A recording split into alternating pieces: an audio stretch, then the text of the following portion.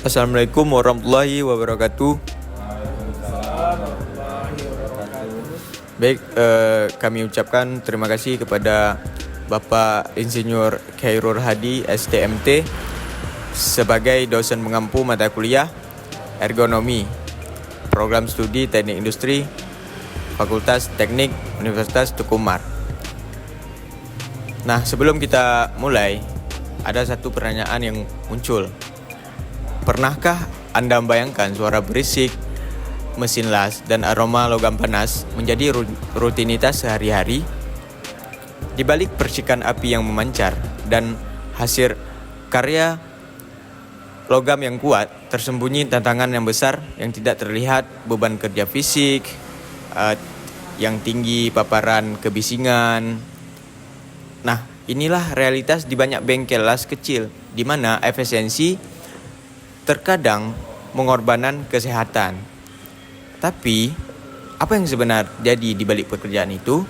Dan bagaimana kita bisa menjadwalkan lebih manusiawi, lebih ergonomis? Nah, hari ini kami akan membahas terkait hal-hal yang menjadi pertanyaan tersebut. Sebelum kita lanjut ke pembahasan, alangkah baiknya kita perkenalan diri. Dimulai dari saya sebagai moderator. Saya sendiri bernama Dezi Suryadi, dan teman saya Miftahul Muammar. Saya Alvin Saputra. Saya Aidi Saputra.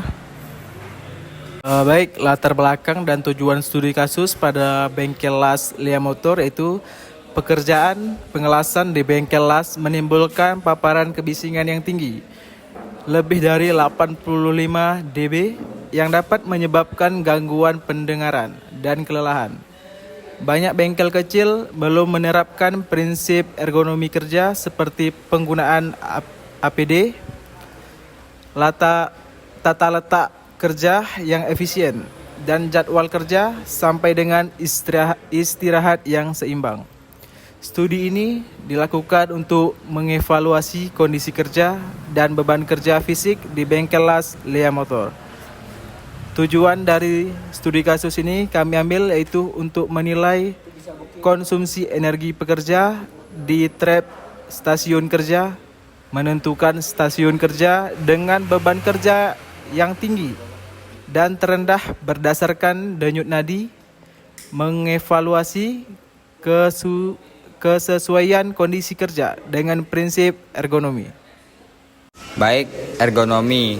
Definisi ergonomi adalah ilmu untuk menyesuaikan pekerjaan dan lingkungan dengan manusia agar tercapainya kesehatan, keselamatan, kenyamanan, dan efisiensi kerja.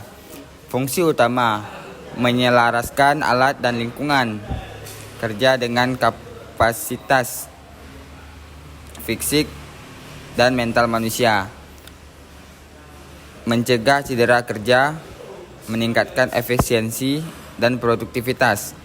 Fisiologi kerja adalah fokus pada reaksi sistem tubuh, koordinator pernapasan, otot, dan beban kerja. Baik, langsung saja kita ke pembahasan ya. Yang pertama yang perlu kita ketahui, metode apa yang kami gunakan untuk mengerjakan tugas kami ini. Yang pertama, ada metode denyut nadi. Kami hitung metode denyut nadi dengan aplikasi, dan perhitungannya kami menggunakan 10 kali 60, 10 detik kali 60. Jadi ada rumusnya sebagai berikut yang dilampirkan di dokumen. Kemudian ada konsumsi saat kerja ET, konsumsi saat istirahat EI, dan total konsumsi energi yang bakalan kami lampirkan di PPT. Baik, kemudian ada denyut nadi. Denyut nadi saat pekerja lagi beristirahat, denyut nadi ketika sedang bekerja, dan denyut nadi setelah bekerja.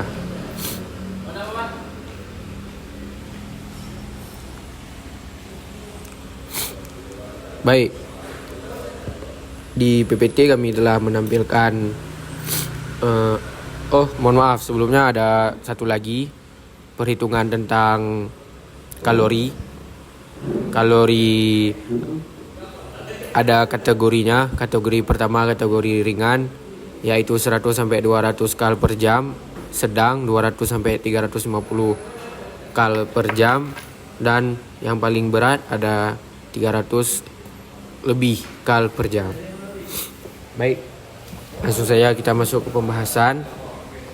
Dalam pembahasan kami, contoh pembahasan di perhitungan pertama, kami meneliti kepada pekerja yang bernama Furza di bagian pengelasan. Ada DNI, denyut nadi istirahat, ada 10 denyut di 80 detik. Jadi perkaliannya DNI 10 dikali 60 dibagi 10,80 sama dengan 55,56 denyut per menit. DNK rata-rata yaitu 75,90 denyut per menit. Jadi seperti itulah metode kami untuk mendapatkan hasil tentang denyut nadi DNK rata-rata. Hasil lengkap bakalan kami tampilkan di PowerPoint semuanya, mulai dari DNK, DNI, ET, EI, dan K. Total semuanya bakalan kami lampirkan di PowerPoint. Baik, dari penjelasan teman-teman tadi, maka disimpulkan bahwasanya beban kerja tertinggi terdapat pada pengelasan yang memerlukan perhatian ergonomi yang lebih. Penerapan prinsip ergonomi masih perlu ditingkatkan, terutama pada stasiun kerja instatif. Monitoring denyut nadi dan energi penting untuk menghindari kelelahan dan gangguan kesehatan jangka panjang.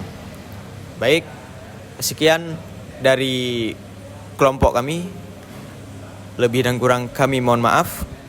Kami akhiri, wabillahi taufiq wal hidayah. Wassalamualaikum warahmatullahi wabarakatuh.